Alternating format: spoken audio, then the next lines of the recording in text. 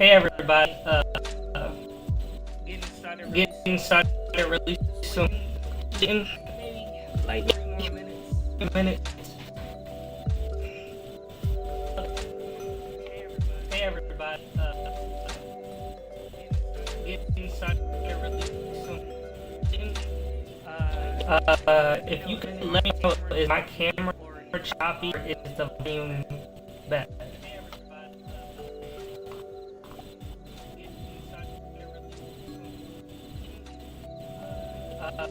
If you can let me know, is my camera choppy or is the volume bad?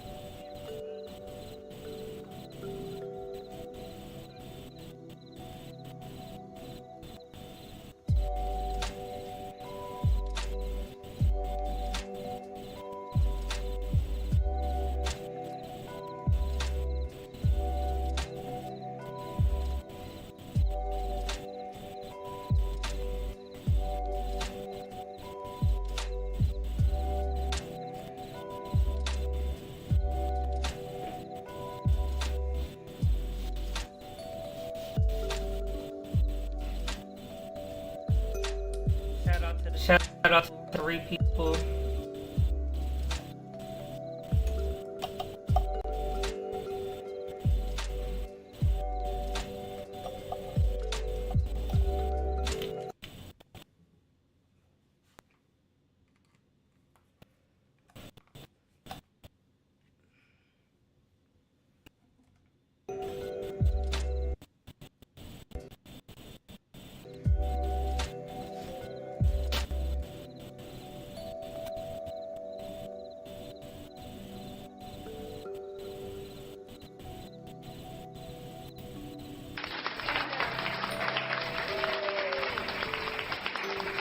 You could drop a like or a comment so I can tell where everybody's in from.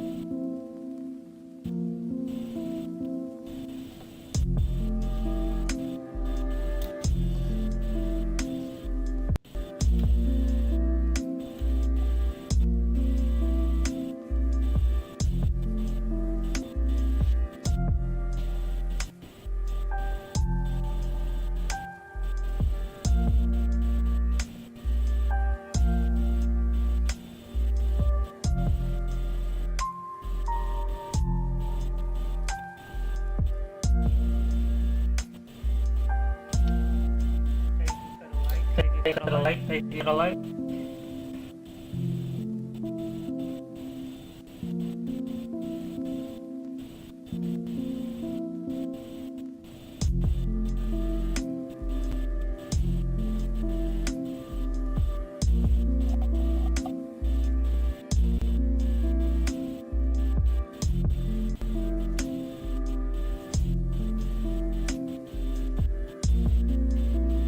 Not sure if the mic is or the video is lagging on Twitch. If so, you can go to YouTube.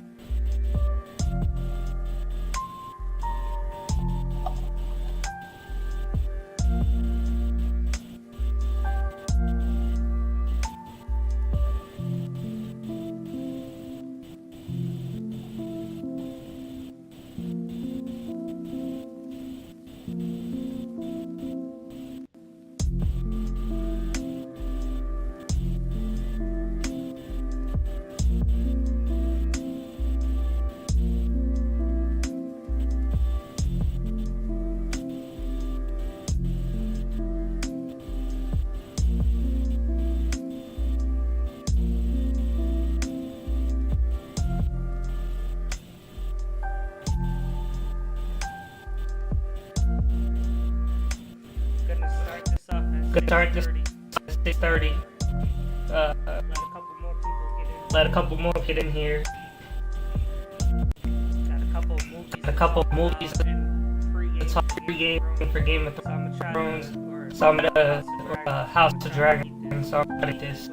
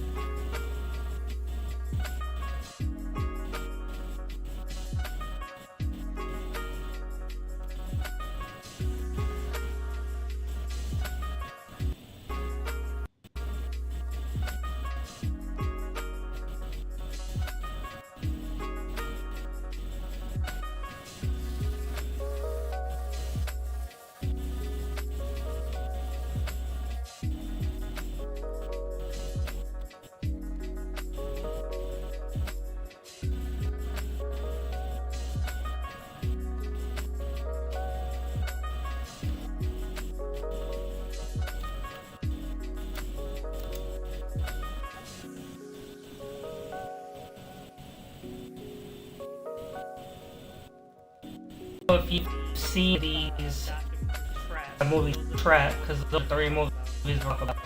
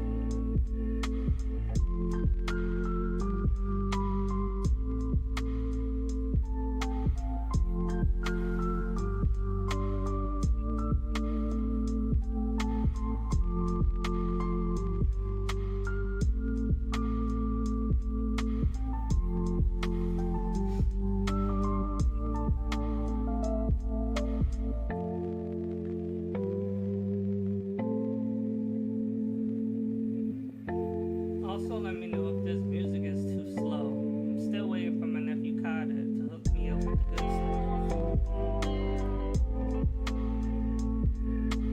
I feel like I need some like Afro beats or something.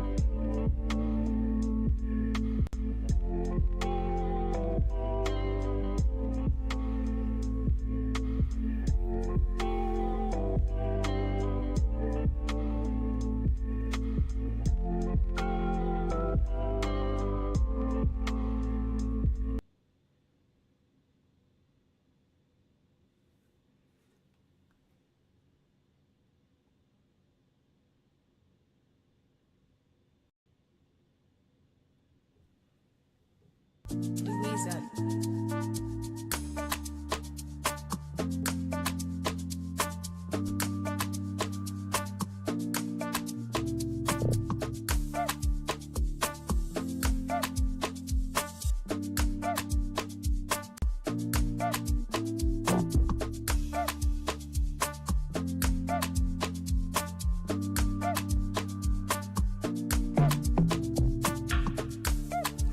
better?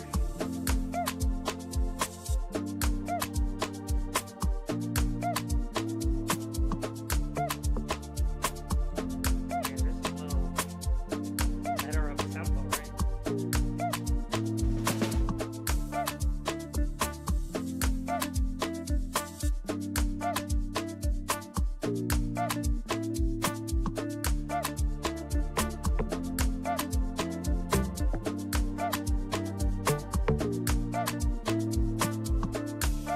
I think this is the music. No, I'm not gonna say that. I'm not gonna say that.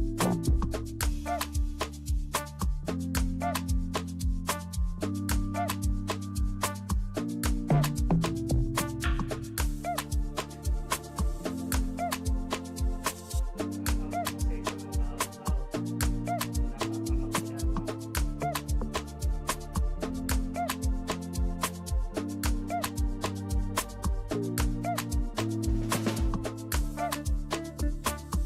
Two more minutes, we're gonna get started.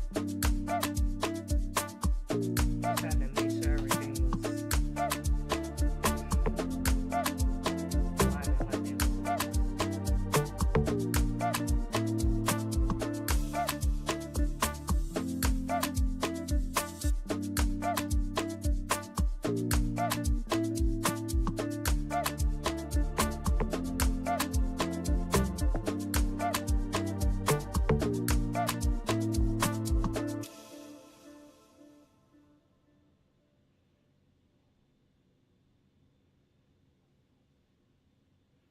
Okay, right out for the next 2 minutes.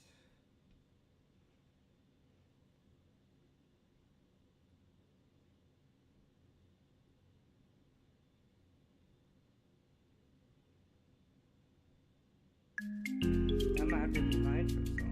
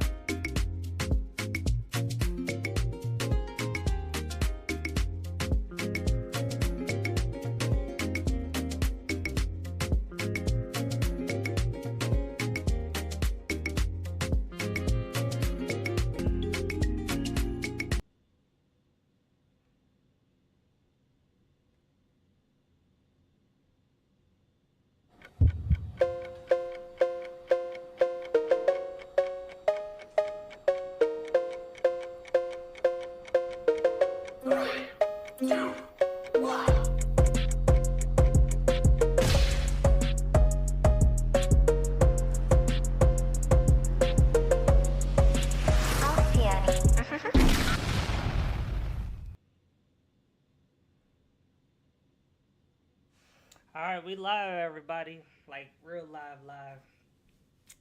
Appreciate y'all hanging out with me during the pre-show. I'm gonna try to get like another slide instead of it saying starting, like pre-show or something, lobby something. Let me know. Let me know what y'all think. And let me know what y'all thought about the intro. Um, kind of worked hard on it.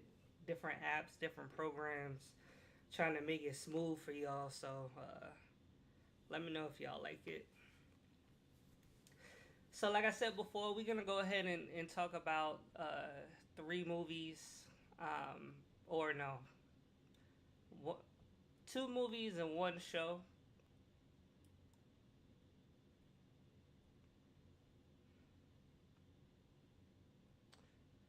So, the first thing we're gonna talk about is this movie Trapped. Um, if you haven't seen it, don't worry about it. It ain't that serious. Um, it's just okay. Um, so what I'm gonna do is I know everybody's trying to get to Game of Thrones tonight. The not Game of Thrones. I keep saying that House of Dragons prequel to Game of Thrones. Trying to get to that. Trying to get to that finale tonight. So I'm gonna try to keep this short and sweet like I am. and basically run through top tens, WTFs for each. And then if y'all want to talk about something, let me know. Um,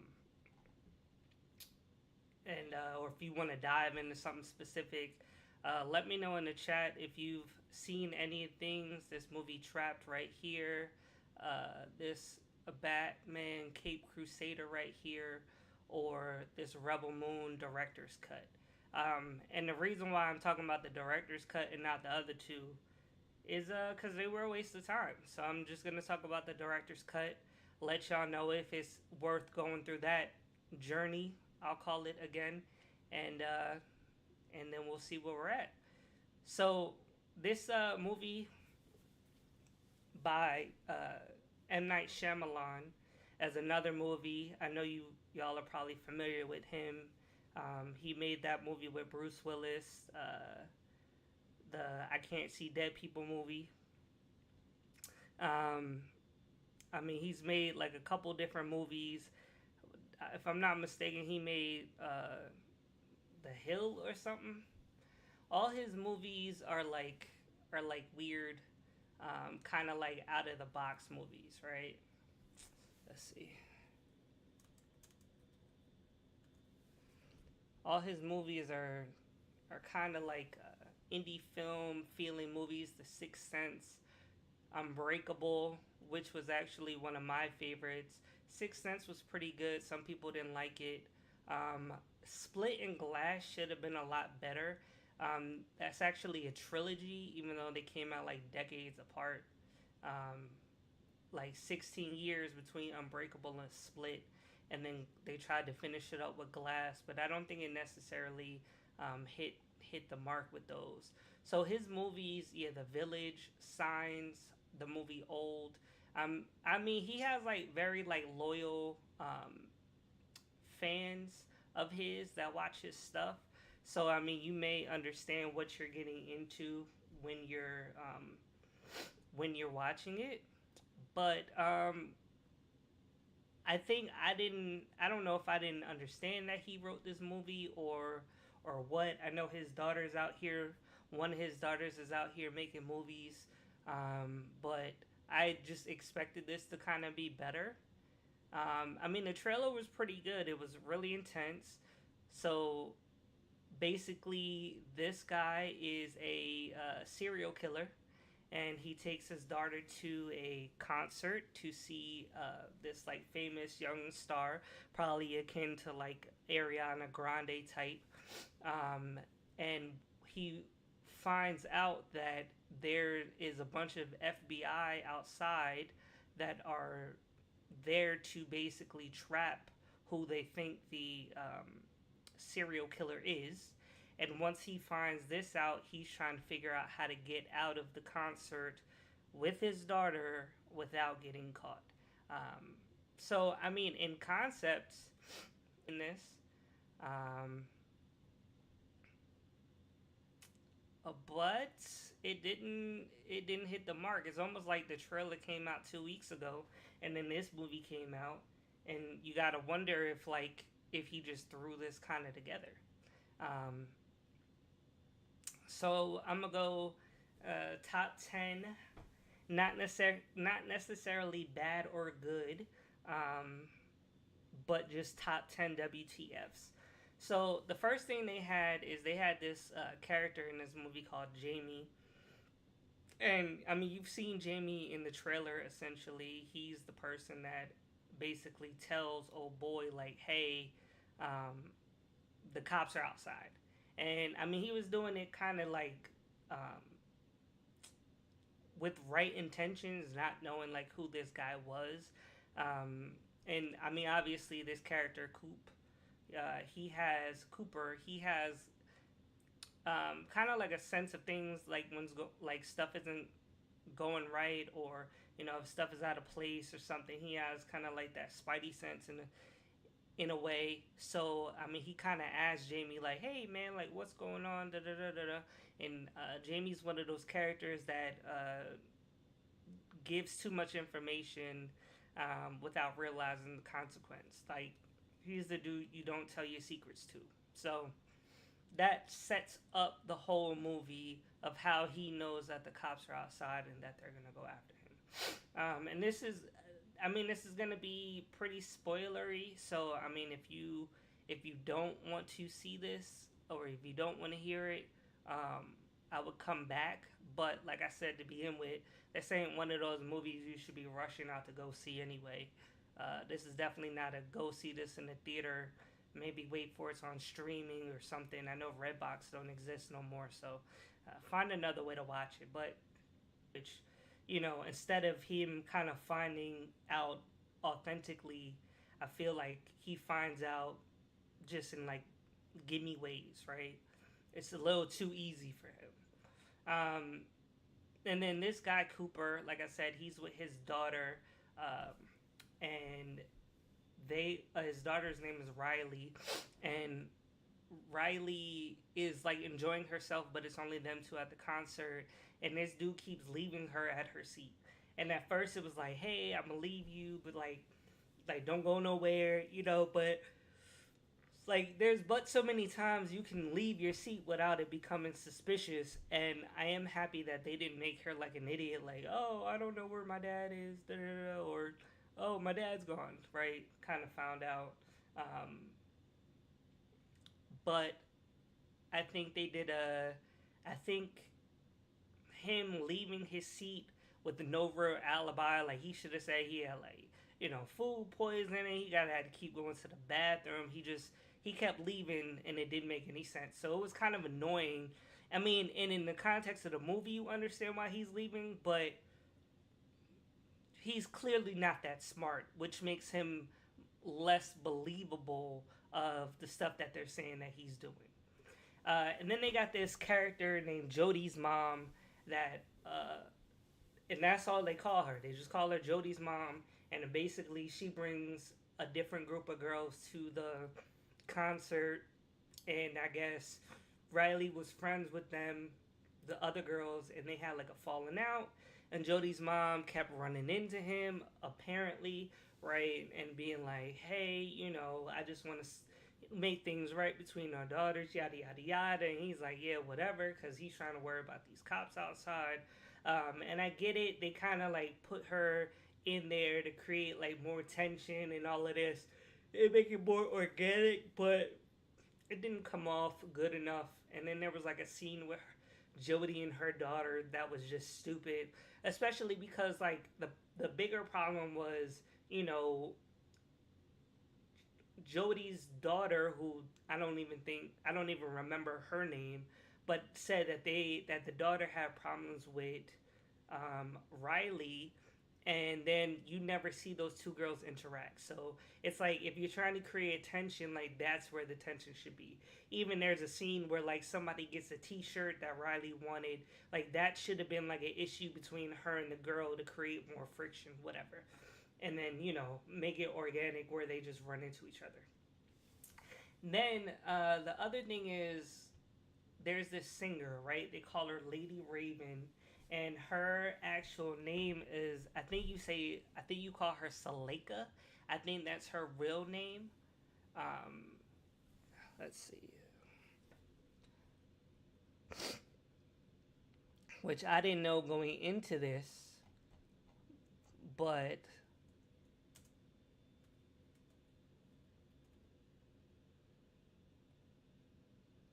daughter Salika. So he has a couple different daughters. M. Night Shyamalan, that is, and I think this is his. One of these two daughters are the daughters that's actually like a director now, that just came out with a movie that I didn't hear anything good about.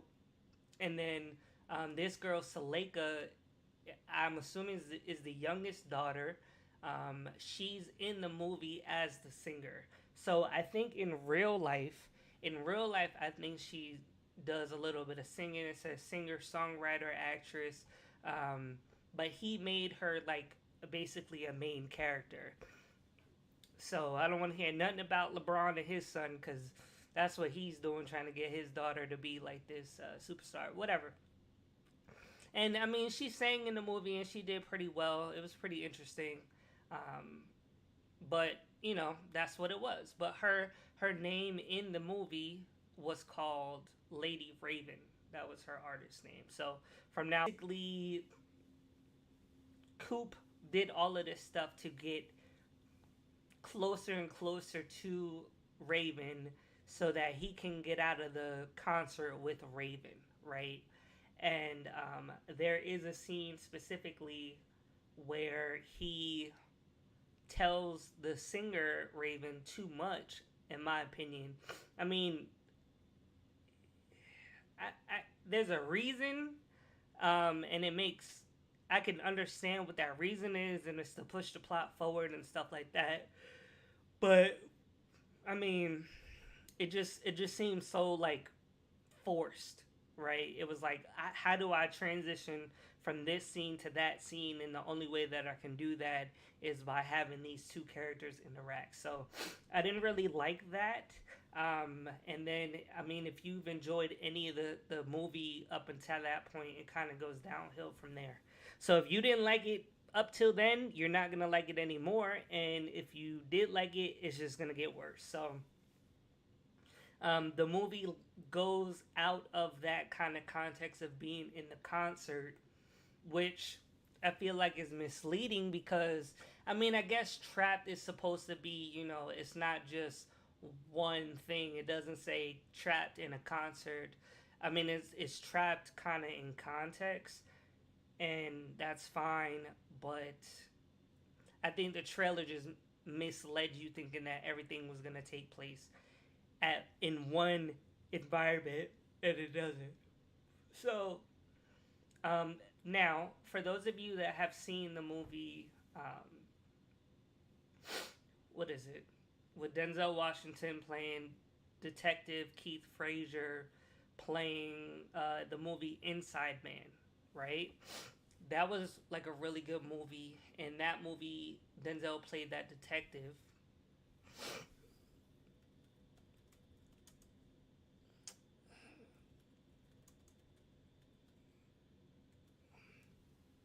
And in the movie, he's like this high profile, swaggered out kind of like, detective, and he's smart, and, he's not giving, the bad guys kind of any leeway, but, he's under the gun. It created like real tension between the characters, right? Between him as the cop and, him as like the robber in this situation. It raised the stakes, right? And because this character Cooper in this movie didn't really have anyone to bounce off of like that directly, the stakes didn't feel that high. But they did have a character in there. Her name was Dr. Grant, and she was supposed to be like this detective that was like in charge of the whole raid and everything. But she didn't seem like she knew what she was doing. She didn't. This lady, right? She's like an FBI lady, and she's supposed to be like, catches all the bad guys and this and that. But her and him never interact at all. And so therefore you don't really see what her strength is. She's just like just there kind of, right? She doesn't even have like that sixth sense, not to kind of make a pun there, but she doesn't even have that sixth sense of like, oh, I'm standing 10 feet away from the guy that I'm capturing, like, and then she's directing other people how to do stuff, and I don't it just didn't come across like it was that important. So you have her, I mean, and then no other of the cops do you really kind of know besides her.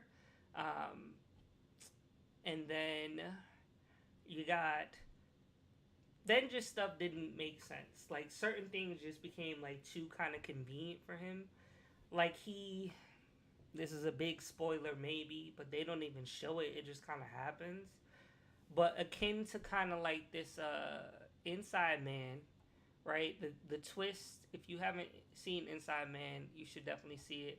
But the twist of the Inside Man is he went in the vault knowing that he had a way out, right? And this is supposed to kind of be in that same vein where, he has his own way about doing stuff, but how? Like, it didn't say like they just built this house, right? Like, it wasn't no like kind of like mansion or anything. It was like a regular house on a regular street. How in the world did he build a way out? And then his wife has no idea of anything. Like, she don't know there's ways out of the house. She don't know anything about her husband. They would have been better off of like them being separated, right? Like, it just, he didn't come enough. He didn't come off smart enough to have all of this figured out without somebody figuring it out. And if his wife or his daughter was any half as smart, they would have known like something was wrong, right? And then you got Raven. There's a scene where she takes his phone, right? Because this whole like, oh, let me show you what's on my phone, and then she takes the phone and she's like, hey, let me snap a selfie with Riley, and it's just like, how? Like, if this dude had like stuff on his phone, how could she maneuver around his phone to get out of the apps and stuff that he was in to get to the camera, like all in one swoop, right? Um, so then that was my whole thing about like M Night Shyamalan's daughter. Like, clearly you're trying to like big her up and give her like, you're making her way more important to the story than it seemed like she was gonna be, and now you're giving her the ability to do stuff that doesn't make sense, right? So to me, again, that's bad character writing. That's bad writing. Period. Um, and then it just kind of like, it takes you out of whatever you might believe. And then on top of that, M Night Shyamalan. No, I'll wait. I'll wait. But that whole part about the phone didn't make sense. And then on top of that, she takes the phone and runs in the bathroom. The dude's yelling at her like, "Yo, give me my phone," and his family is just like, "Oh, it's okay. She has your phone." Like, clearly you watch. Like, that's so weird behavior. Even if that was a superstar or megastar or whatever, that's such weird behavior that somebody should have been like, hey, Raven, like, that's kind of weird. Can my dad have his phone back? Can my husband have his phone back? You know what I mean? And it's like, again, it's not like they're making her super smart. She's just smarter than Cooper. Just, and then his whole thing was just the whole movie. Just, he was lucky that somebody gave him information here, somebody gave him information there, and lucky that he got out of the situations he was in. But it wasn't like a Dexter situation. Like, it wasn't like this brilliant dude, and it wasn't like no what's the dude, um what's the let me know in the chat, what's the dude in there that be doing the games and stuff that be kidnapping people? What's the name of that movie? Like, that whole movie series with the dude with the clown face. What's his name? I want to say, man, I really don't remember the name of that. But you know what I'm talking about. The dude with the rosy cheeks and the clown face dude. Um, that's what I'm talking about. But yeah, he's not that smart. So it just waste of time, right? Nothing is believable, and basically you're just trying to make a movie for your daughter to be in. Okay, fine. And then last but not least, M. Night Shyamalan is in the movie himself. And he's one of those characters that gives an alley oop to Cooper without knowing it. And I don't know if you call it like gratuitous or what, but you put yourself in the movie like that. Like, it's not even like a cameo. Like, at first you thought it would have been like a cameo, but like, he turns out to be like an actual like character doing stuff, and you're just like, all right, bro. Clearly, this movie isn't good because you're not directing, you acting. Like, You spending way more time trying to be an actor, getting your chops up than you are trying to make this an actual good movie. So um, overall, I didn't like it. I gave it a C.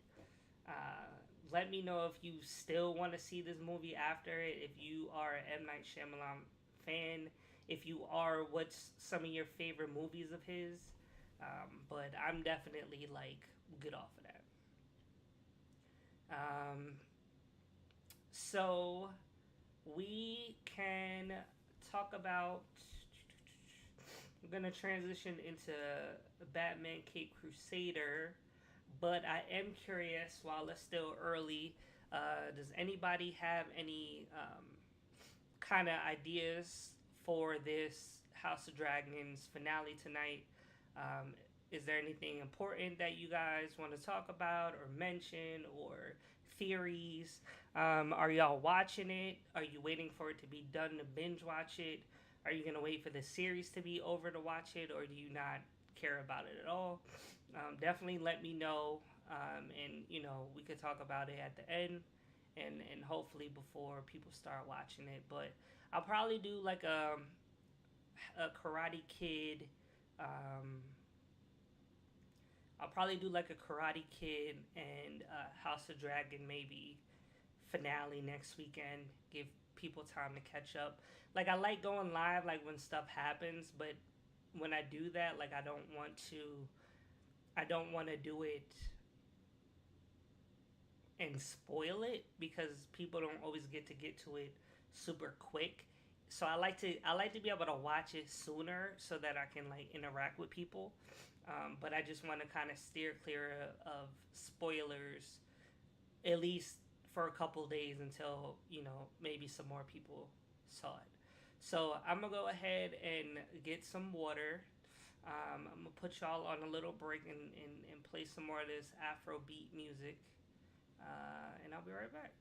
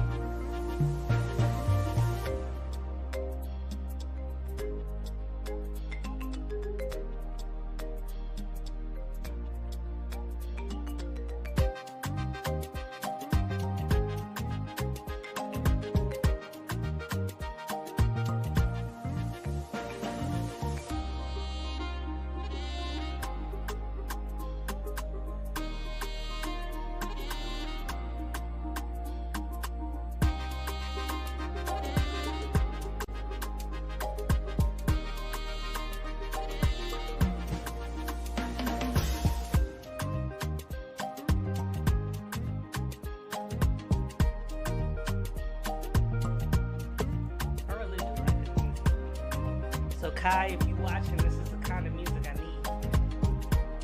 If y'all know any music like this, got any links to music like this, and start making like a playlist. Also, are y'all keeping up with any of the Marvel stuff, the Robert Downey Jr. stuff, the Kang stuff? All I'm gonna say is I'm not really happy about Robert Downey Jr. coming back. I think it's a waste of time. Not a waste of time. I know from a business standpoint. I just I'm not happy. But we'll dive into that. Yep, music too loud. Got it. Like I said, thank y'all for watching and tuning in. Appreciate y'all. So now we are going to talk about something that I'm actually happy that I saw. Batman Cape Crusader. So if you haven't seen it, it just kind of came out on Amazon. No, Prime. Yeah, Amazon Prime, August 1st. They dropped all 10 episodes all at once, which I definitely prefer. And it's kind of like a noir style Gotham City, but kind of like in the 60s kind of like framework. So I mean, he's not necessarily like Adam West Batman, but it's definitely close to that. Like just like the way that the detectives look and stuff, which I really do appreciate. Now, there's definitely some controversy with the show. I think true Batman fans are gonna appreciate it, and it's definitely way mature. Now, it was kind of confusing because when I was trying to look for the rating on this, online on IMDb, it said that the rating was TVY 7. And I mean, I'm in the first 5 minutes of this, like, there's no way that this is TVY 7. So I finally went on Prime and then looked at the rating, and it said it was TV 14. And that made more sense. I guess they're trying to keep it like under rated R. But I mean, there's some stuff in here that's pretty mature, right? So I mean, if you got young kids or impressionable kids, I definitely wouldn't let them watch it. But and there's definitely some other controversial stuff in here. But like it's very kind of old style, so it's almost kind of like a mix of the animated series, with kind of like with the kind of old school Batman Adam West type. And I mean, like you can see kind of how the costumes are, like they're just, you know, like classic, right? Eartha Kitt classic. So, of course, I love Batman. Obviously, like we know, Batman, Joker, the Robins are my favorite. And so I got another top 10 list. Not necessarily in any type of order, but overall, like I really like this show. So most of my stuff are just things that are gonna stand out. And I regardless of what I say about it, good or bad, I like it. If you're of age, if you like Batman, if you are into comic books and stuff like that, definitely go ahead and check this out. So, my top 10, first of all, right off the bat, you got to know that it's very inclusive, right? That's just important for you to understand. What I mean by inclusive is straight up Penguin is a female. There she is right here. Penguin's a female. At first, I'm not gonna lie, I thought maybe she was like a cross dresser male or something, and I was just like confused. And I mean, this is like like first episode, and I'm trying to Google and trying to understand like what am I looking at, to like understand. And again, I went in thinking that this was for kids, so I'm like, what's happening? But it ended up being that it's a female. Her name is still Oswald somehow, and then she has two sons that are kind of in her shenanigans. So it's still kind of like the same old penguin, same kind of flair, but just a different gender. Um, and obviously, like, not the prettiest. You know, she got some wear and tear on her, obviously. But, you know, classic umbrella and top hat and, you know, nose, but humped back a little bit. But it was just confusing at first, like, I'm not gonna lie. And then I thought there was another character, actually her son. I saw her son walking around, and I was like, oh, this is her out of her drag queen outfit. And nope, that was her son. So you got to know that. I think it's important knowing what you're getting into. So you, like, if you're like one of those, like, you know, everyone got to look the same and stay the same, and you're not going to get that from this. Also, what do you call it? Alfred is big bone. Yep. I don't think I've ever seen Alfred with some meat on him. Oh, I put big bone.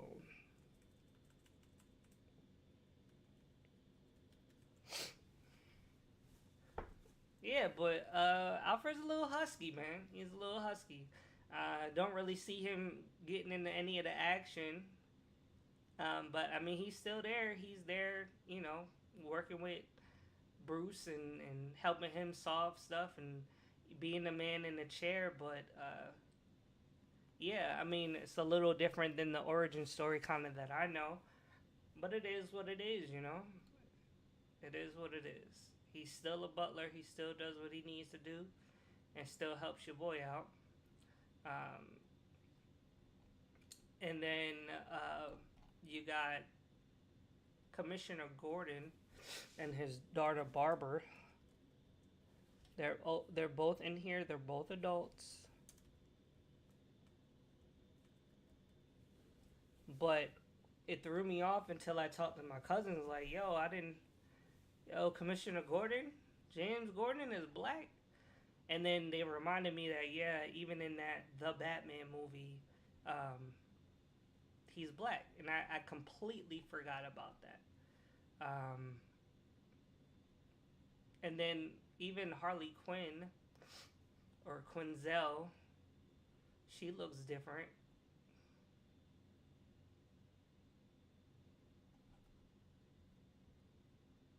She looks different. This is her over here, and yeah.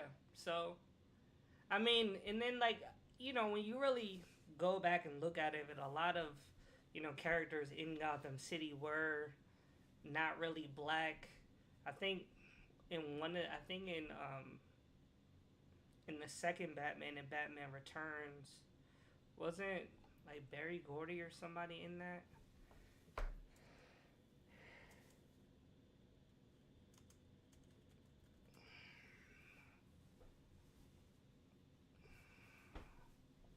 No, maybe I was wrong. Maybe it was a different actor. Yeah, who's the who plays in who's Lando in Star Wars?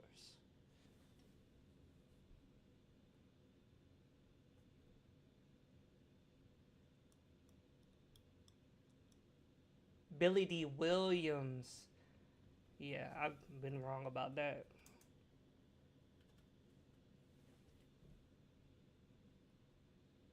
Was in Batman. Yep, right here. But he wasn't like you. I don't. But he wasn't. I don't think he was like Harvey Dent or anybody. Um, he was Harvey. He was Harvey Dent. Okay. Okay. Yep. Wow. But Oh, okay. Yeah, but there, other than that, there haven't really been any like major black characters until like the Batman, right? So, um, it is what it is. Like it's inclusive, and you either mess with it or you don't. It's up to you. But um, other thing is, like I said, it was mature. Some of the stuff, and there's definitely implied cursing. It's kind of like Sam Jackson in the Marvel movies, where he's about to say mother, and then something blows up or something. It's definitely like one of those. So again, it may not be something you prefer for your kids. And there's definitely shots of blood in there. Um, but it's just a mature. I mean, there's people getting captured, like really captured, like kidnapped, captured, stuff like that.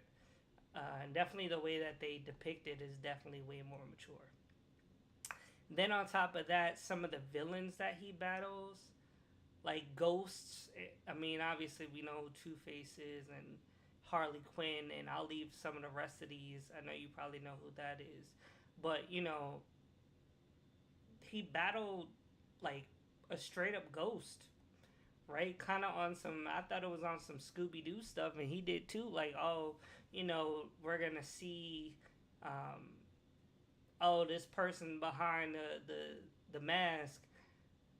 Nah, it was a ghost. It was a ghost, and I'm not too familiar with um, Bruce fighting ghosts. I know the Phantasm, right? But if you've ever seen the Mask of the Phantasm, you'll understand like what's really going on. If you haven't seen it, depiction of corruption, so like characters like Bullock and Flash. I mean, Gotham is always known for having kind of like corrupt people, but they really showed it. They really showed the corruption and how it's like infiltrated into their stuff. So I think they really did a good job of making it like really gritty. I mean, kind of similar to this show. Um, this was Gotham. It was pretty gritty, and I do appreciate that, right? Um, but then it makes you understand, like Jim Gordon's kind of plea a little bit more when he's trying to be good where everyone else is bad. So I do appreciate that. Barbara in this, she was a lawyer, a defense lawyer. So her and her dad kind of went back and forth with that a little bit. Um, because obviously he's a cop, she's a defense lawyer trying to get criminals off. But those were relationships that I do appreciate in this show. So like though that family kind of dynamic, right? There were different dynamics of class, right? You had different people being like super poor, people being like super rich. Obviously, like Bruce is super wealthy, and he walks in, and everyone's like, "Oh, that's Bruce Wayne." Like they know who they are, and then other people are like they don't even get noticed. And then you had like serious like friendships, like I'm not gonna reveal those, but you had people that were like real friends that I've really never seen portrayed in any Batman IP I've ever seen. And I thought that was really cool, even though like the cast wasn't that large. I think they did a really good job of making those characters feel real and have relationships and be important to other people. And then I have to mention that for people that do want to watch this, obviously there's some heterosexual relationships, and there's one maybe two lesbian relationships in this that you see kind of play out. It's not you pick up on it, right? It's very like hinted heavy, and then like stuff happens and stuff happens. But I think in the context of this show, it works. I think the way that this show is set up, I think those characters make sense. I don't think they forced it in this show, and I think it could be true for those characters. Um, But if you're one of those people again that are like, yo, I don't want to watch that stuff, um, that's in here. That's definitely in here, and I'm sure it'll continue to be here if they ever make a season two. And again, there were like 10 episodes, so you definitely had time for stuff to kind of play out. And then I really did like Harley um, in this. This was Barbara. See, she's black. But then you got Harley in here, like Harley Quinn.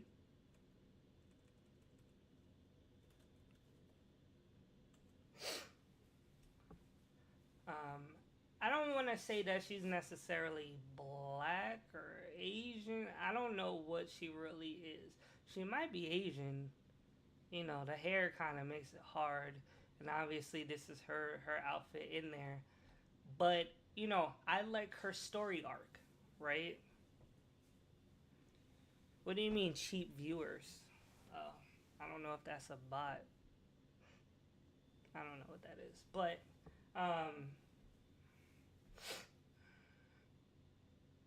this kind of whole like her story. She actually has a real story that has nothing to do with Joker, right? She has her own, you know, job and stuff she's doing, um, and I think they did a very good job of making her separate from the Harley of the old days and being in that, you know, only tied to the hip of Joker. They really made her, and I know that's something like DC has been trying to do for a long time, but they definitely, I think, did a good job of making her her own person. So I did appreciate that, and I hope to see her more. And then this whole season, like I said, 10 episodes, but all of the episodes flowed in one linear storyline, right? So things that happen in season one or episode 1 and 2 play out in season 8 and 9, right? Like there's a everything is building up to stuff, which I think I appreciate, right? Because you know a lot of shows um, could just be like it's a superhero show, right? So he could just be going out every night fighting like a new person, and like that's what the show is, right? I mean, even the animated series had times where like episodes would just be kind of like one-offs that didn't really tie into anything else. But as far as this first season was concerned, um, they did a really good job of threading or storylines together, so it felt more like a graphic novel than it did feel like just like a cartoon, which I appreciate. Um, let's see. I meant to look this up, but I'm trying to see if it's based on if it's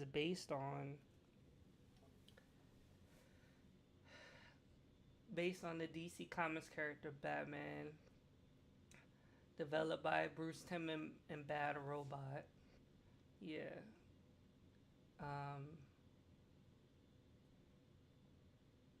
yeah. I don't see. I don't see it saying that it's tied to any specific story. Um, yeah, I mean, there's definitely nostalgia in it though, but I think the single storyline, like even if this was just one straight up comic, or if this was like a comic panel, what is it? Like a whole book, like a whole comic book, not just like one whole comic story. I think they wrote it really well. And then there is graphic violence, like I was kind of mentioning before. You know, like if you see Harvey Dent's face, um, like what happens to him is real. I mean that's part of his story, but the way that they play it out um, is kind of gruesome.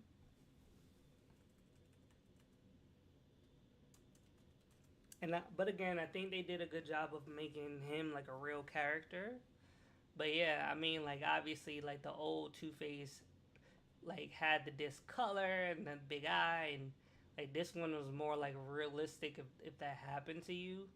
And he's still as ruthless, right? Not kind of color coordinated like this is, but he's definitely he's definitely an interesting character. So there's graphic stuff with him. Some people get shot. You see the blood coming out. Some people die. And then I want to mention the fact that Batman threw a black dude into the ocean as if he was gonna swim. Black people can't swim. So if you ever ask me if Batman ever killed, so I kind of took that personally. But I think that if you were going to make something that was kind of like more mature and you wanted to stand out from kind of like the animated series, like you do have to kind of make it more graphic. And again, it's in kin with the Mask of the Phantasm, right? That's one whole movie, and it's straightforward, and it plays kind of like a long, it plays like a long episode of the animated series. And I think it's kind of, you can kind of relate it to it also. The style and everything, I think it's basically the same Batman from the animated series, but this was like kind of mature too a little bit. And I guess if you are gonna do something out of regular IP, that's what it needs to be. The one thing that I did really enjoy was the noir of it, right? Like I showed you like the picture of him standing by like the light.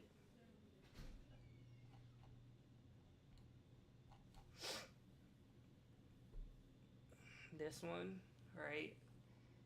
Very kind of like, I don't even know if you want to call it maybe 60s, but I just like the style of everything. Like he was more of a detective, right? When I showed you that picture of Alfred, like there was no computer. It was just him standing. So it felt very genuine, like a detective, right? And that's what I like about Batman. I like him as a detective, and that's what for me stands him apart from like Superman, because he got to get down and do the dirty work and figure stuff out. It's very cool. And then last but not least, obviously, as much as I like the animated series, there were definitely parts of this that were like the animated series. And I won't, yeah, like this is the Batmobile from the Cape Crusader, right? And it's very close to like the old school from the animated series Batmobile. So that, and then the lightning scene, right? There's a lightning scene from the animated series.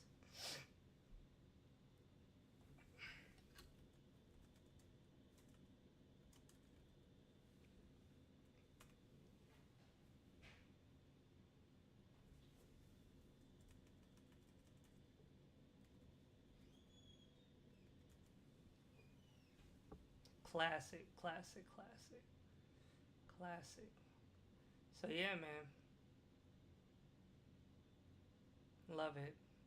Definitely looking forward to a season two, and I'm so glad that they had multiple episodes drop at once. It was definitely a great binge. They're about 25 to 30 minutes long each episode, 10 episodes. So definitely check this out.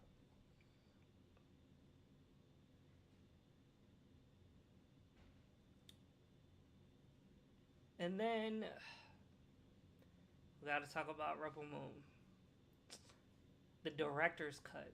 So let me see. And let me know if y'all like Batman. What's your favorite Batman movie? Could be cartoon. What's your favorite version of Batman? Tell me that. What's your favorite version of Batman?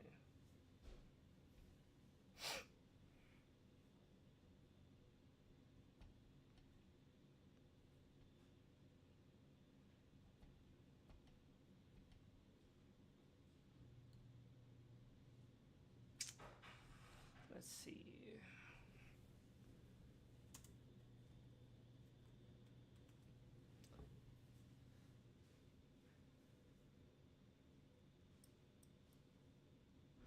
So they're saying Rebel Moon,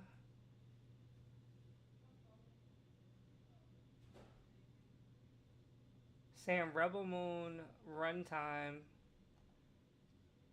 2 hours and 14 minutes, and then 2 hours and 2 minutes. But those are the original ones.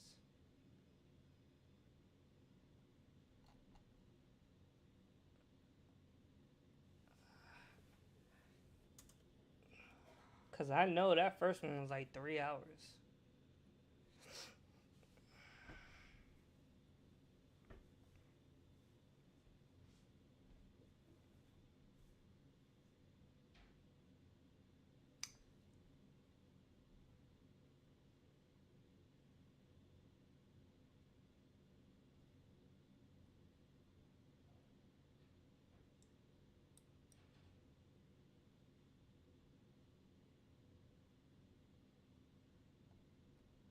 Let's see what Forbes has to say. Cause yeah, it's about 6 hours. It's gotta be.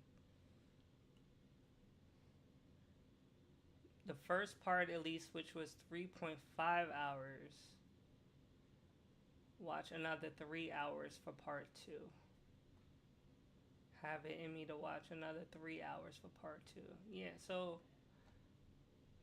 man, yeah, it was 6 hours. Like I'm not gonna lie, I tried to like do it all at once, and I got through most of the second one, but I fell asleep the last 40 minutes, so I had to go back today and rewatch it.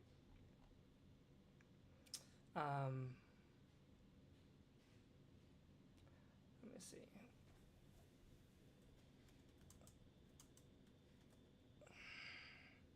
Now, if you don't know what this is, if you have no idea,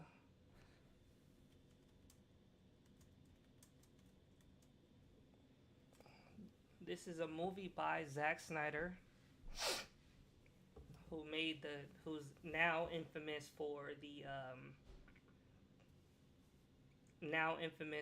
the Snyder Cut.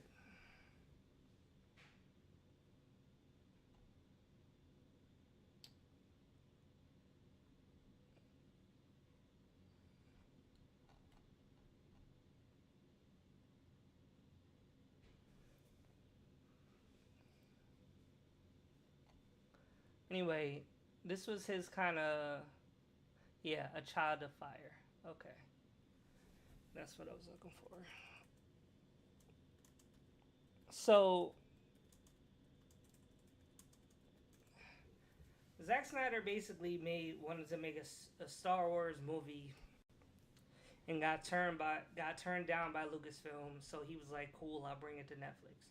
So people have been waiting for like his Star Wars movie for years, um, right? And this was right after the whole Snyder cut of the Justice League. So people wanted him to keep having like a Snyder cut, longer cut, more detailed stuff like that. The problem is he dropped. First of all, he made the first iterations of the part one and part two as PG-13 movies, and he just cut out like a lot of stuff, like a lot of stuff. And then he had like months in between of part one and part two, so it was just very like kind of hard like um, to to stay interested, especially if you watch the first iteration of the first one and you didn't like it like me. It was very hard to like be like, all right, I'm going back to going for some more of this nonsense when he was very clear about saying that he was going to make it into basically another longer version of the director's cut that was rated R, right? I'm not 13, right? Give me all of it all at once. Let me digest it all at once so I understand if I like it or not. Um, and I really did not like the first one. So going in there with a clear mind to watch this over again was very hard. So um, I did a WTF and I took notes, and that's what we'll go over. And then at the end, I'll tell you what my rating is. If you've seen Rebel Moon, either one of those, or both of them, let me know like what you, if you liked it, if you didn't like it. Is it a thumbs up, right? Is it a thumbs down? Um, Let me know what you think, because are you a person that was like, forget it, I'm gonna just wait for the director's cut? I can understand, but let me know. Let me know if that's what was you. And after watching this for 6 hours, maybe plus, I'm gonna spoil this. So if you don't like spoilers, I love y'all anyway, but that's your spoiler warning. So first, I'm gonna talk. So first, to be clear, I've only seen Rebel Moon Child of Fire, which is part one, which is the PG-13 version of part one. I have never watched part two, Rebel Moon, of the PG-13 one. I was so upset about the first one that I said I'm not going to waste my time watching the second one, and I will wait for the director's cut of both of them. I wish I would have waited, period, but here we are. Okay, so what I seen that was different as far as Child of Fire from the PG 13 to the rated R version, number one is the intro, the beginning scene. There's an introductory scene that introduces a character that is important that they didn't make important in the first one, in the first iteration. So, but there's a reason why he's on the side that he is. It's because of what he went through, and they show that, and they show how vicious the admiral is, right? Because without understanding how vicious he is, when he goes to other planets, it's just like, why am I concerned, right? Besides what other people are saying, why do I feel like he's a big threat? But you get to see that play out in the first scene of the director's cut. Also, there is sex, nudity, and hookah. Um, yeah, so I guess that's where the R rating comes from. And I guess if you were going to make it R rated, why would you not have that stuff in there? Um, I really couldn't tell if there was any different language that would make it more rated R. Maybe a little bit more blood, but the sex and the nudity and the hookah scene, the nude hookah scene, is different. So have fun with that. And there are two sex scenes, and both sex scenes have the main actress in it. So have fun with that. And they added, to me, it seemed like they added scenes of what was happening on the planet that the robot is from, and where the princess is. It seemed like they went further into that, so you kind of see it better and clearer, so that you understand why these characters are the way that they are and what side they choose to fight for.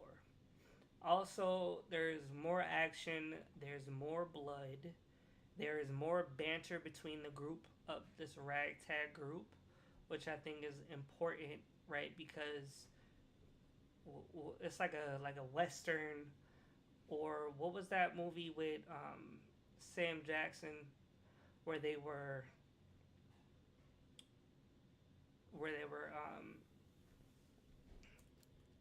like all staying in one saloon.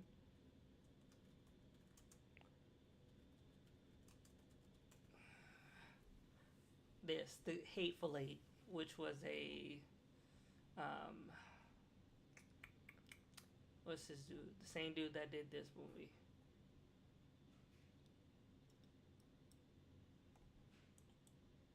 What's the dude's name?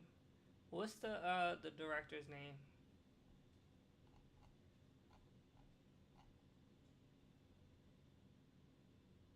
Let's just let's let Google tell us. Quentin Tarantino. There you go. Quentin Tarantino. That's what I was. That's what I was.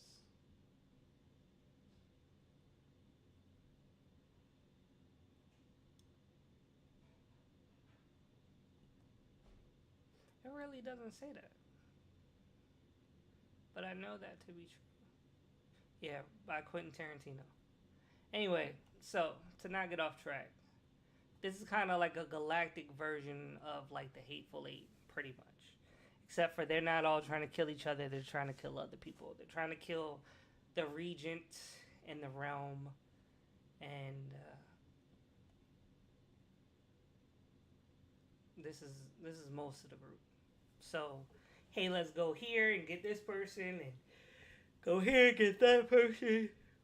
But it is what it is. That was his version, but there's definitely elements of other movies in there. So, but as far as that group is concerned, there's definitely more dialogue between them because that first one, you're just like, they're just like, yeah, I'm gonna help you go fight, and you're like, you don't even know these people. But here it kind of makes more sense. Um, and they actually showed how the realm was, where the princess was, where her father and mother were. They kind of, to me, it seemed like they went deeper and showed more of that. So you understand kind of like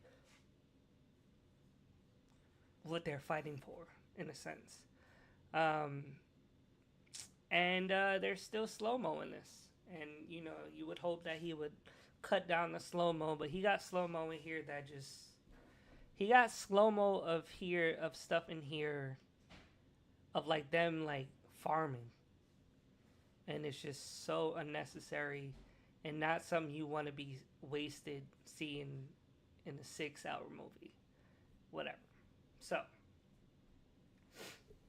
to the top 10 WTFs of Rebel Moon, the director's cut. First, I'm going to talk about is the blood axes. So, the blood axes are a brother and sister.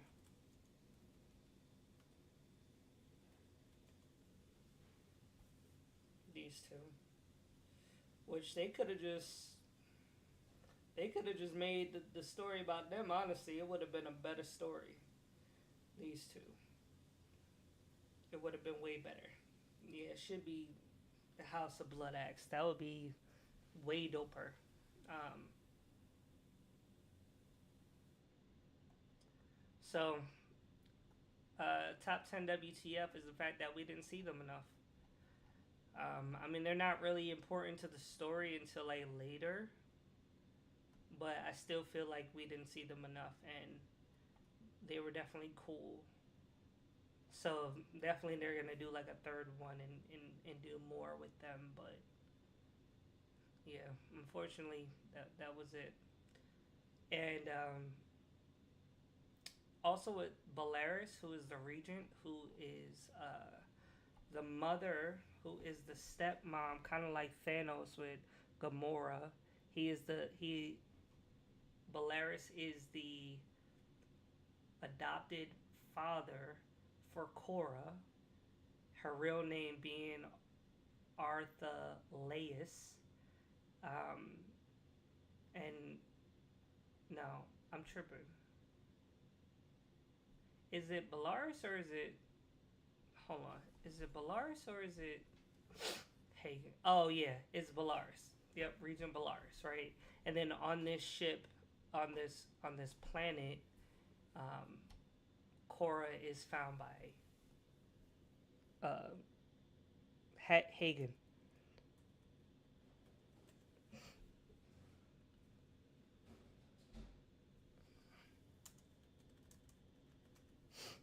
So Admiral, so this is when she was like his daughter. That's her on like the planet, whatever. But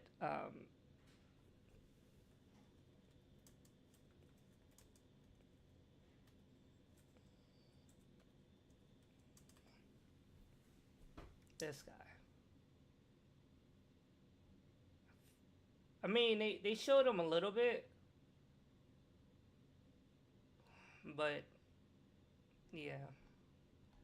Obviously, they're making the third one. Obviously, he's like the next big bad. So it's like there's we went through 6 hours to not see the people we probably wanted to see, just for him to probably give us another 6 hours to see them. So whatever. So there was this robot in here named Jimmy. Now, at one point, somebody just called him Robot because that's how unimportant he was. But the reason why I bring him up is because he's straight up like a C3PO on steroids. Um, Definitely seemed like he was inspired by Star Wars.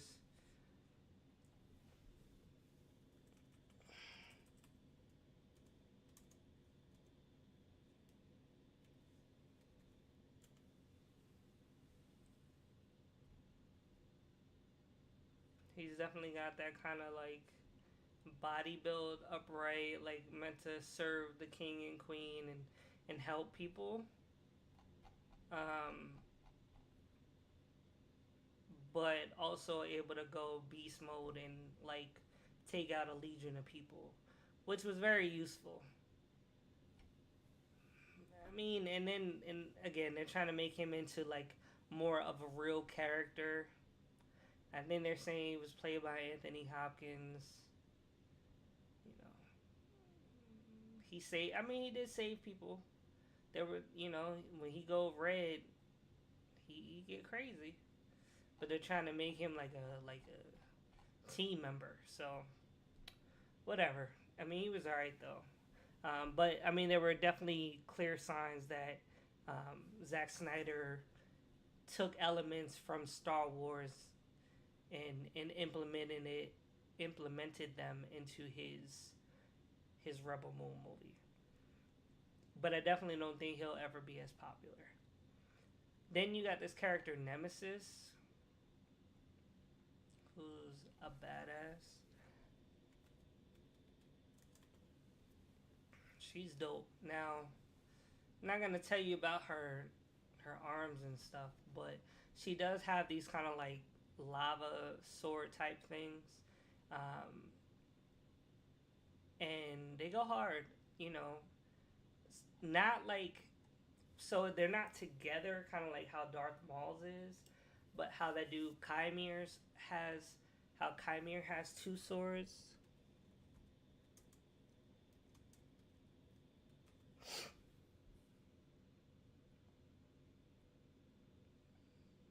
He got two swords. They're kind of like that. But the way that Zack Snyder did it, he gave like real swords with like this kind of like lava, almost like power. Okay, they're lightsabers, bro. They're lightsabers. They're lightsabers. So it's cool. Like it would be different if it was just like straight fire or something, but they were lightsabers. But she's dope. She's a dope character. She goes hard, and she definitely that Western kind of style. So, if anything, if you're watching it for anybody, watch it for her. I kind of mentioned the sex and nudity and the rated Rness, but obviously that's a big difference from the original. So it's gonna stand out. One sex scene is definitely longer than the other. And you're just like, all right, bro, like we get the point, but I'm not gonna say it's not distasteful, but I don't know. We never had Leia and Han. We never saw them doing it, and probably because it would take 20 minutes out of the movie that we could have got back. So that's where we're at. Then I'm gonna talk about the round robin that they did with everyone's like backstory. Um, I just felt like it came a little too late.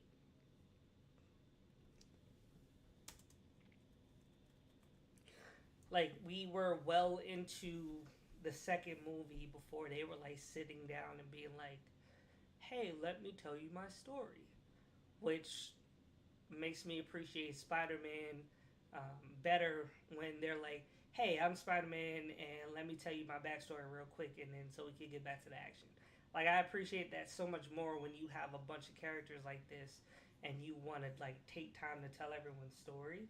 Um, but I mean, it was important, and I'm glad that we got it. I just wish like we got it way sooner, cause it's kind of like one of those like, oh, we might die tomorrow. Let me like tell my story or something.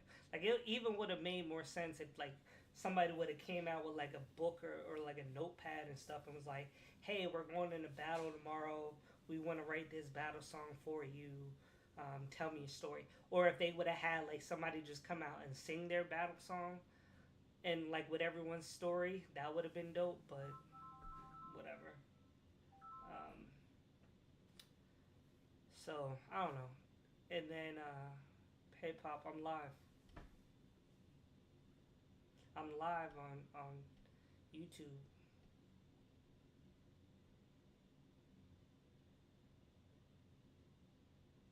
Same. You can do the same thing. All right, bye.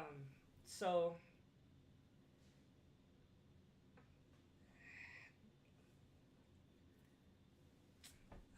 the reason why I'm kind of hesitant is because we have to talk about Cora,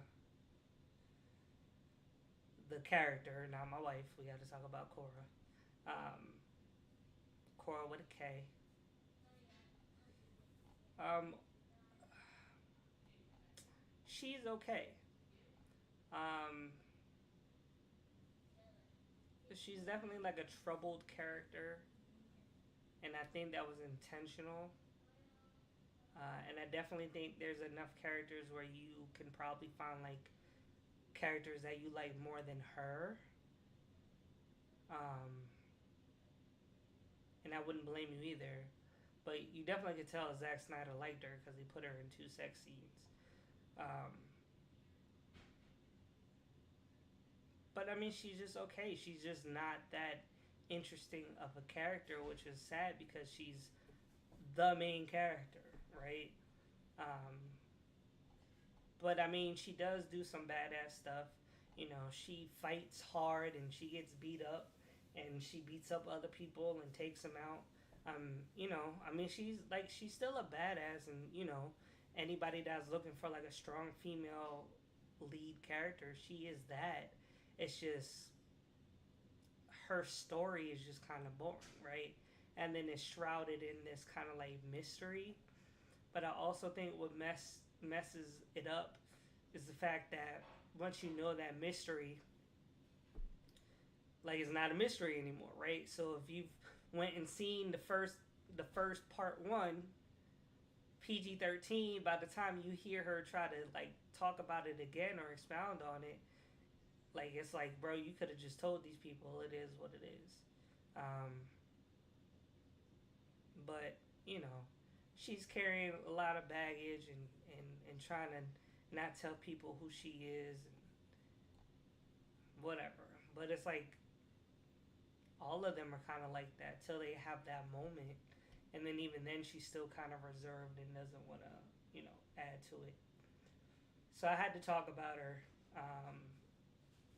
Like I said, she was like on a planet. Her planet was getting taken over by the regent, and kind of like Thanos taking Gamora, took her, made her into like this super like warrior, almost general, and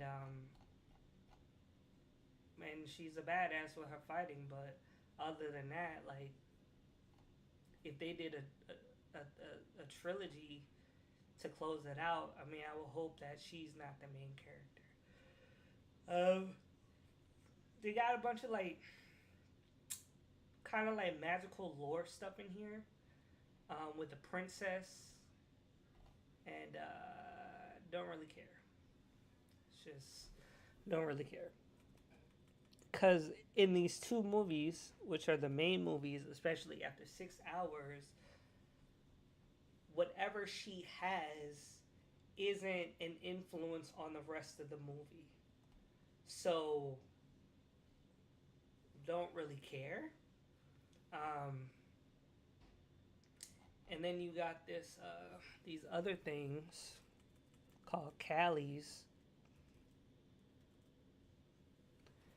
Now, again, in a different context, right? This was kind of like an Avatar talk to the tree type, and in context, like it could mean something, but like we're not given enough for us to care, right?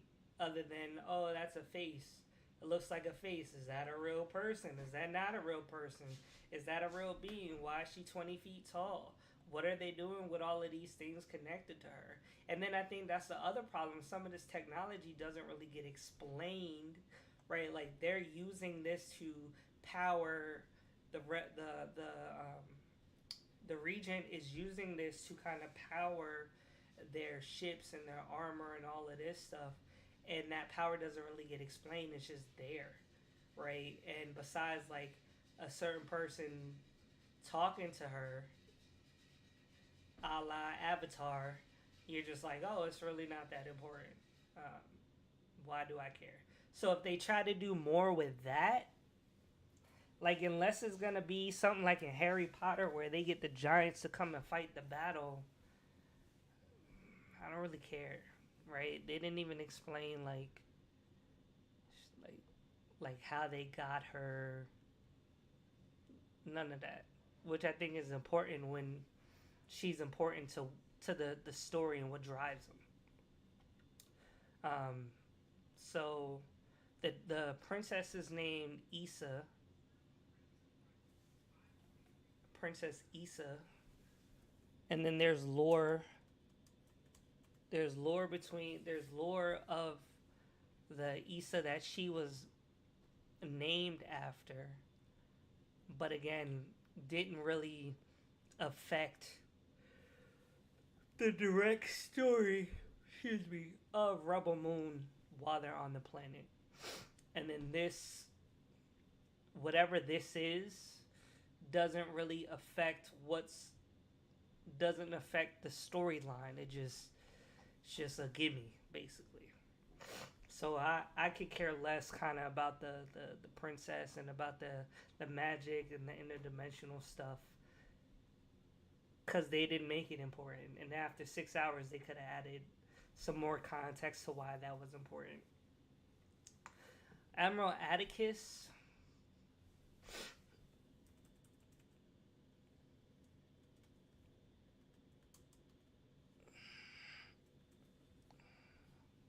Addis Octopus? Nah, I think that's just that specific scene, not the octopus.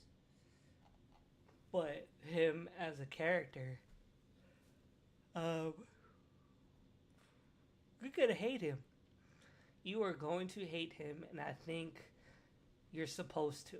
Right? This is not a redeemable character. Like this is not a person that you care about. Oh, Ty, no, I can't see you. Wait. I can't see you, no. I can see, yeah, I can see your comment on YouTube, obviously, but I cannot see you. Hopefully, I'm talking loud enough and everything for you. Talking about Rebel Moon, the director's cut, and talking about Admiral Atticus, noble. He is not noble at all. He's definitely like a Hitler type character. Their whole kind of region or realm is kind of like a Hitler type thing. And you're gonna hate him. Every time you see him, you're gonna hate him, and that's the point. So I mean, there's some crazy scenes in here, like him and the octopus, and you're just gonna be like, what in the world is that?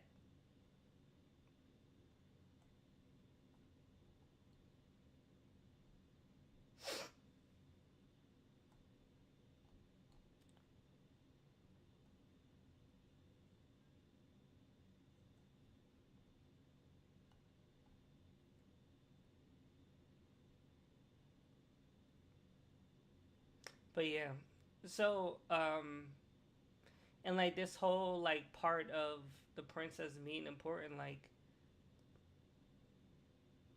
I thought going into the second one that she would be more important, but she's not. But Admiral Atticus definitely was the bad person, and he definitely did a good job. You're definitely gonna hate him, and he's relentless, bro. Like he doesn't stop. And, I mean, and you know, they gave him stuff that would make him, you know, as sick as possible, and you know, he victimizes people, and then he collects their teeth. So you like, and he's one of those dudes that'll come and smile, and then be like, "All right, I'm not cool with you," and then knock your teeth out. Um, and then you know, definitely number 10 on my list is the length of this movie. The 6 hours, you know, the 3 hours plus in between. It's just, it was too much, bro. It was too long. Definitely too hard to do in one sitting. And then there's times when it just wasn't interesting. Like it just wasn't like there's this whole beginning of the second part of the movie, and all they're doing is like farming in slow mo. And it's not like one of those cool montages where like Mulan, where they're like doing work, but then they're also kind of like, you know, like practicing at the same time. It's just like, nah, bro. Are just farming, and they try to make farming so important that it doesn't really matter. I don't really care. Um, so I don't know. I would rate this. Let's see. Did I write my rating? Um, I would say that it's good, mostly because of the action scenes, and I think that's kind of what we're really here for. But outside of that, I think, and that's the thing. I like the director's cut. I like the first one better than the second one. So you know, do I rate them together? Like if I rate them together, then I would say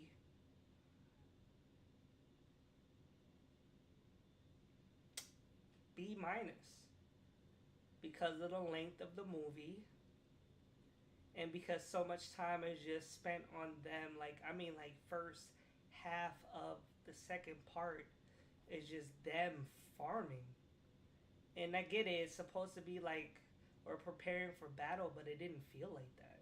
It didn't feel like that. So that's my final rating. So there you have it, folks. Let me know if you've seen Rebel Moon, the director's cut. If you've seen the non-director's cut, did you finish any of it? Did you like it? Did you not like it?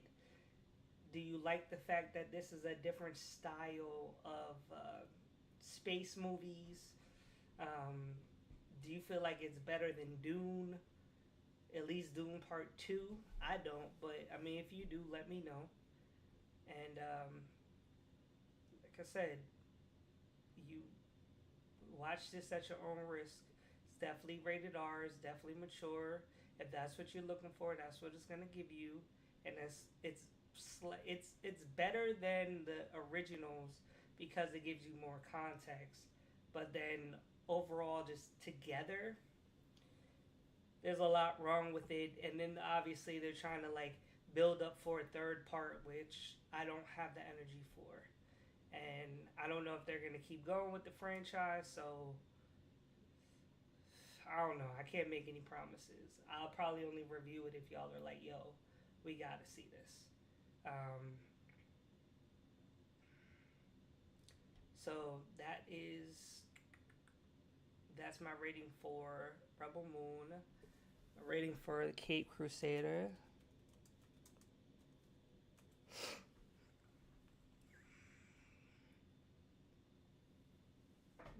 Did she play Harley Quinn? Yeah, I think Harley Quinn was Asian in this. She must have been because she's played by Jamie Chung. So that's interesting. That's an interesting characterization of her. Um, Christina Ricci played Catwoman. Minnie Driver played Oswald Cobblepot. Interesting. Yeah. So if y'all just joining us, I was reviewing the Batman Cape Crusader, and I was saying that it's very mature, is worth watching, but there's definitely some stuff in there that might throw you off guard a little bit, including Alfred being a little thick bone, right? Ain't nothing wrong with that, but you might be like, who's that? Is that his uncle or cousin or something? No, that's Alfred Pennyworth. And then they don't even have the best relationship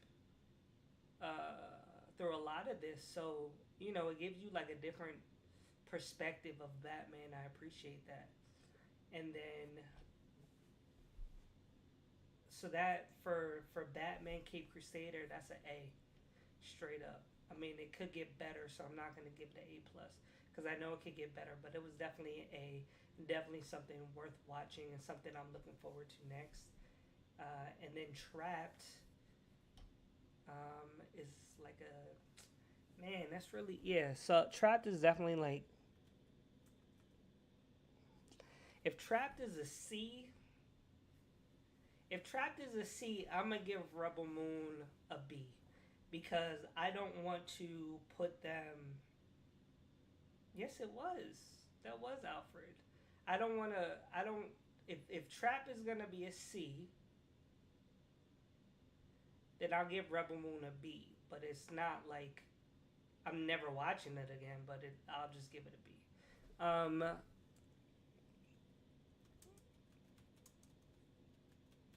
That was, how you gonna say that that's not Alfred? He literally kept calling him.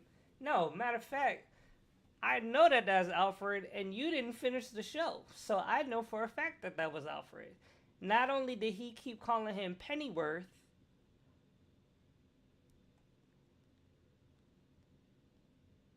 not only did he keep calling him Pennyworth, but Alfred came up later.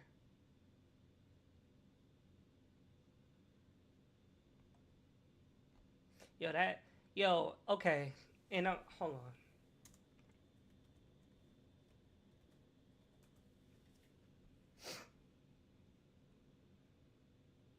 This is Alfred Pennyworth. This is Alfred Pennyworth. I'm positive, but and that's what I'm saying about the inclusion. But there was a character in here that I did not know who it was, and like I had to like really go and do research to figure this dude out.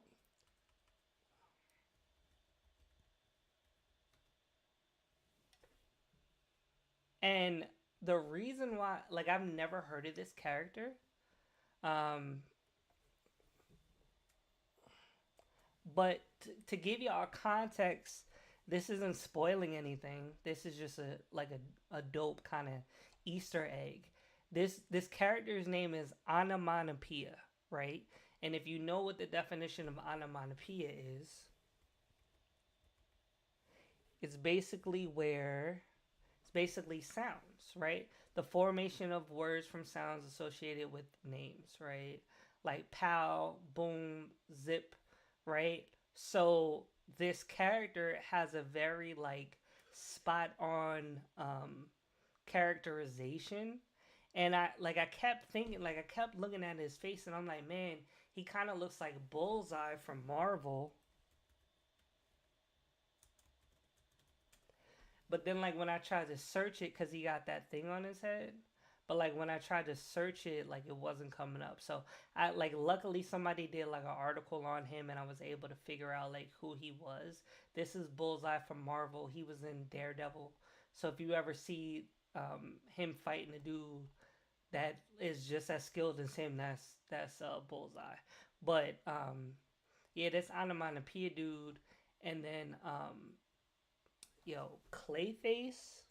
Cause I mean, they made stuff like super kind of realistic, and at first, like I didn't understand what was happening, um, until they kind of revealed it. But yo, there was some real stuff in here, man. Like some real stuff that I appreciate. Um, oh, and last but not least, hold on. This I'm gonna just show y'all this because it's the Easter egg. It doesn't have. I mean, it's part of the story, but it doesn't ruin the story. Um,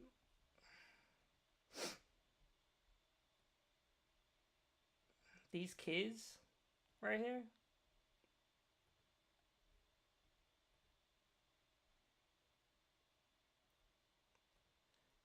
are essentially the Robins, right? So, and what I mean by that I mean, so in the show they call them by their first names, but you can look at them and kind of be like, why does that look like so and so? Why does that look like so and so? So, they were specifically designed to be the Robins, but not like his Robins, but just in namesake, right? So Dickie, they call him Jace, but Jason, Stephanie, as in Stephanie Brown, and then Carrie, um, which are all the different Robins. Now, let me see if Stephanie. I think she was a Robin and then she changed her name. The spoiler. But I think, yeah, she stopped being a Robin and then went and became the spoiler. And that's the crazy thing. Like a lot of people don't realize that there's like female Robins. Um, but yeah, I mean, there's female Robins. There's like multiple Robins, and I know I'm kind of like y'all probably like, why do we care about Robin? But Robin is my favorite characters. So I mean, these are the like the most common, like, right. You got Dick, you got Jason, you got Tim, and then you got his son uh Damien, right? But then you got like the girls.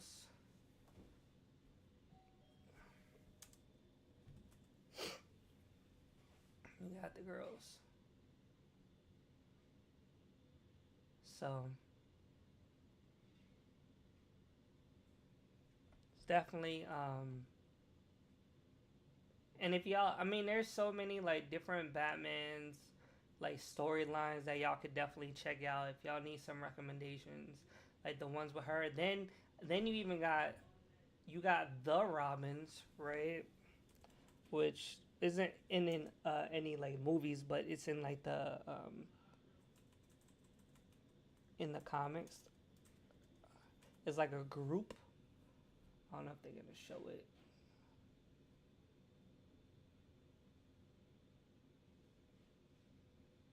I don't know, but there's a group called the Robins when Superman basically retired, and then you got this dude, the black dude is Duke,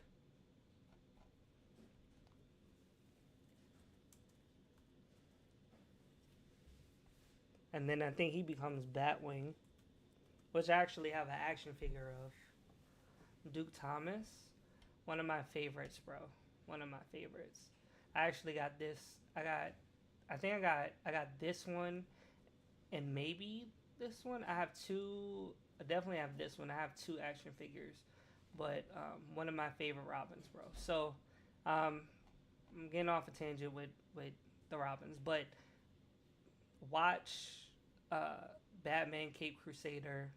It's worth it. Don't watch Trapped. If you are gonna watch it, wait for it to come on streaming. And and Rebel Moon, watch at your own risk. And then outside of that, um, we have to talk about House of Dragons, right? Finale, right? So again, if y'all don't really watch, if y'all don't really watch House of Dragons, you know, that's okay. But if y'all do, like, it's okay to chime in. I just kind of want to know like what people's kind of theories are gonna be. You know, who are y'all looking forward to seeing? Um, I'm looking forward to the third brother,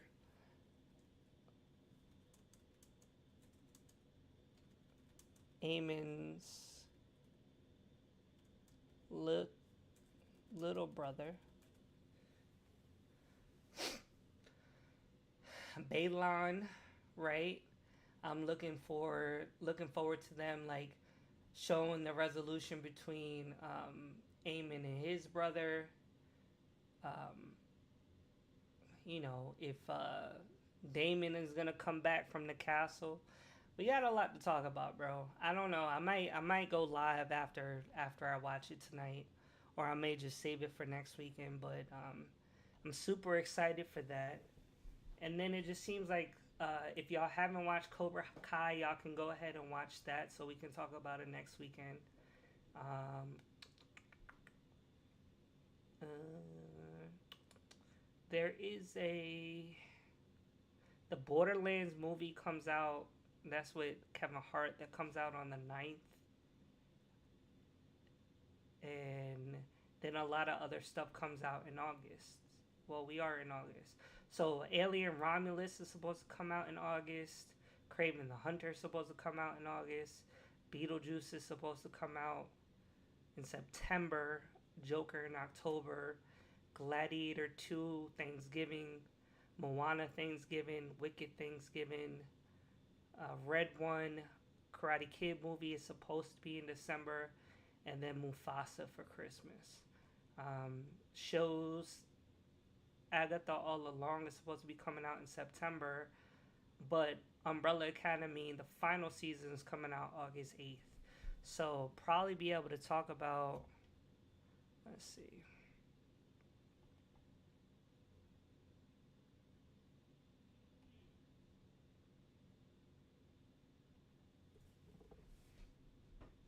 Let's see if I can find the calendar.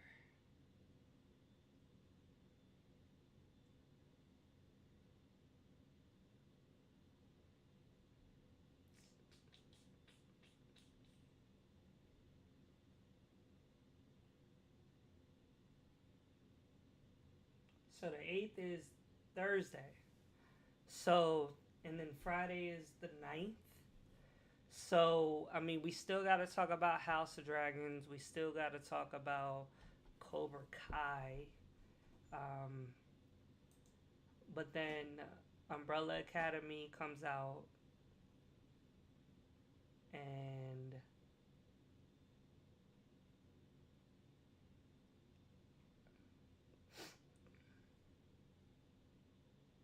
Borderlands. So we'll figure out how to do that. Let me know if y'all are interested in watching any of that. Um, how do I feel about the bastards being Ride the Dragons? Um, I think it's interesting. We're talking about House of Dragons. You know, I think Game of Thrones and House of Dragons is full about the bastards, right? I think R. Martin has definitely made that abundantly clear that bastards are important. Um, so I think it's dope, and I think Rhaenyra doesn't really have a choice. I think I think she needed to do it, and then um, um, she needed to do it because she needed more people, and if she didn't, they would have lost. So let me see. You said how many dragons are in each house? You're saying?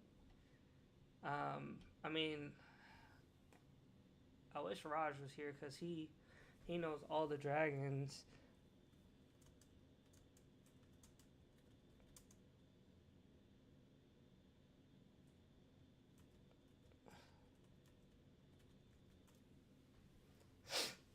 Let's see. Let's see. It says a list of first.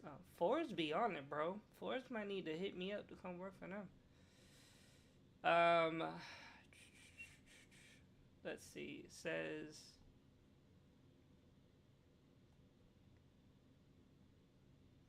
partially to help you. Here are all the dragons who formerly and currently ride. So Rhaenyra is Cyrax, Daemon is Caraxes, Vermax is Jacaries, Vhagar used to be Laena's, but now it's Aemon's. Meleys is dead. Stormcloud is a baby. It's Aegon's dragon. Sea Smoke, formerly Laener's, which was the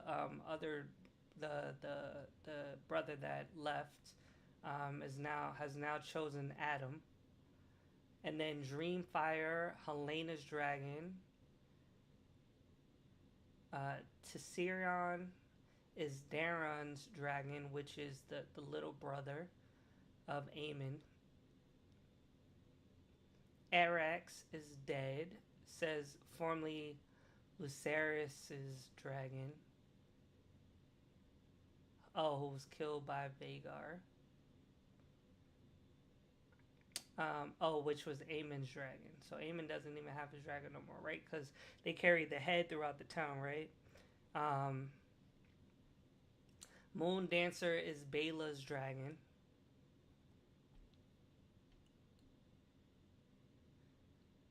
Sunfire says it's probably dead, is Aegon's dragon.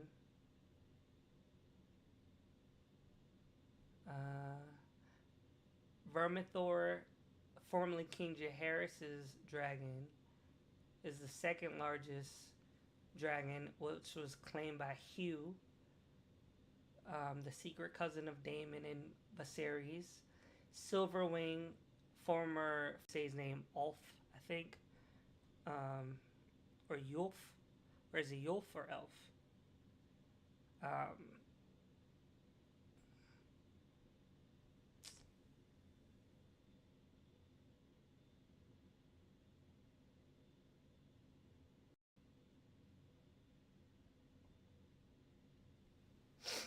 Sheep Stealer is Wild, but everyone thinks that Rhaena is gonna get it because she was the last person to kind of like be out there looking for it. And then it says Cannibal and Grey Ghost, in addition to Sheep Stealer, are two other unclaimed dragons on Dragonstone. So I mean, they could be claimed by kind of any other of the bastards. Now, look, I'm cool with it as long as who do you call his girlfriend don't mess around and get a dragon. Rhaenyra's new girlfriend. As long as she don't get a dragon, I'm cool with it.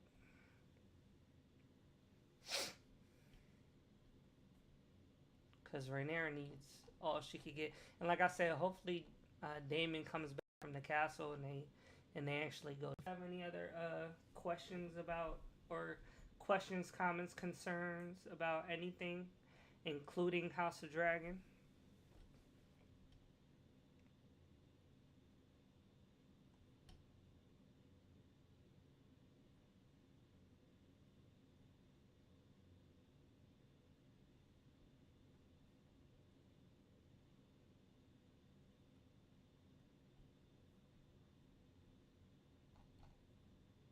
And let me know if y'all think season 2 has been better than season 1, because I definitely have.